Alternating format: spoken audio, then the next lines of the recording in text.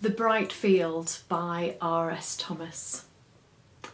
I have seen the sun break through to illuminate a small field for a while, and gone my way and forgotten it. But that was the pearl of great price, the one field that had treasure in it. I realise now I must give all that I have to possess it. Life is not hurrying on to a receding future or hankering after an imagined past. It is the turning aside, like Moses to the miracle of the lit bush, to a brightness that seemed as transitory as your youth once, but is the eternity that awaits you. That poem by poet and priest R.S. Thomas talks about the value of the present moment, about not missing out on the treasures that are around us. And lots of the things that I've been reading recently talk about the value of being in the present, or being mindful, or being aware, or noticing what's around us, and how beneficial and important that is to our mental and emotional health. And I don't know about you, but I often find that in the busyness of things that are going on, or the things that seem to clamour for my attention, or even the kind of sense of busyness in my own head and the different thoughts and concerns and things that are buzzing around, I can often find it really difficult to be in the present moment, to really notice what's going on around me, and to really give that attentiveness that all the writers talk about that is so beneficial to us. And I've been thinking quite a lot about that over recent days, and there are 3 things that I've been trying to do that I thought I might just share with you today that might be helpful when we think about being attentive or noticing. The first thing is paying attention to my own thoughts and feelings. And sometimes when we are bombarded with things, or we have lots of things going on, our thoughts and our feelings and our emotions can feel as if they're all over the place. And I've been really trying to learn more about myself. Talked a few weeks ago about self-awareness and the value of that. And one of the things that I noticed recently was how easy it is to kind of push away thoughts and feelings that feel uncomfortable.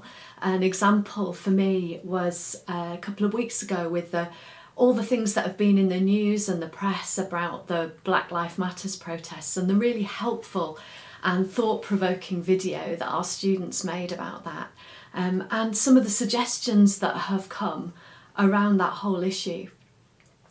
I just think it's such an important thing, but I can find sometimes, for me, the sense of complexity around those issues and some of my own discomfort around my own attitudes, my upbringing, things that I've felt or thought. It can be all too easy to just move away too quickly rather than stay with the discomfort of those things and really try and understand what's going on in my own mind and in my own feelings about that. So I'm really trying to stop and to notice and to be more aware of my own thoughts and feelings, and trying to really take the time to learn about those issues and about my own responses to them, so that I can be more mindful and be more aware and seek to make a difference in what I'm doing and be anti-oppressive in my practice. The second thing I'm trying to do is to be more aware of what I'm doing at any particular moment in time. And lots of research is saying that actually multitasking is not that great for us, that being focused on one task or one person or one conversation is much more beneficial and actually much more efficient when it comes to what we're getting done. And I know that I have a tendency to get very easily distracted and to try and do lots of different things at the same time. So I'm really trying, sometimes not too successfully, to focus on one task and really try and get that done before moving on to something else. Or to focus on one conversation that I'm having, or the person that I'm with at that particular point in time, or the thing that I want to do next. And so being aware of those around me or that task that's in front of me has been and is being really helpful.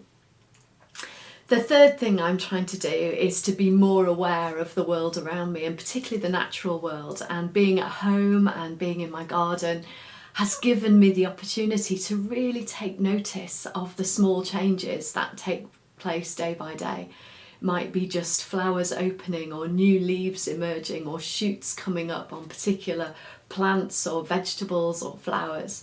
And I'm finding that just such an amazing thing to notice the small stuff in nature.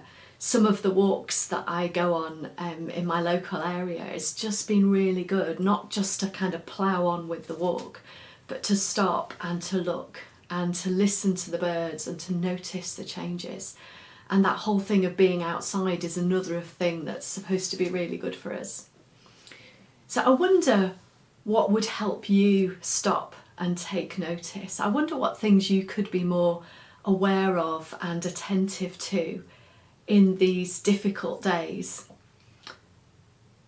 I wonder whether it would help you to stop and be more aware of your own feelings, to try and focus on one task at a time, or to take time to be in the natural world and look and listen and reflect. Whatever it is that you would find helpful, why not have a go this week? Take that time, make those moments and see if it really does make a difference.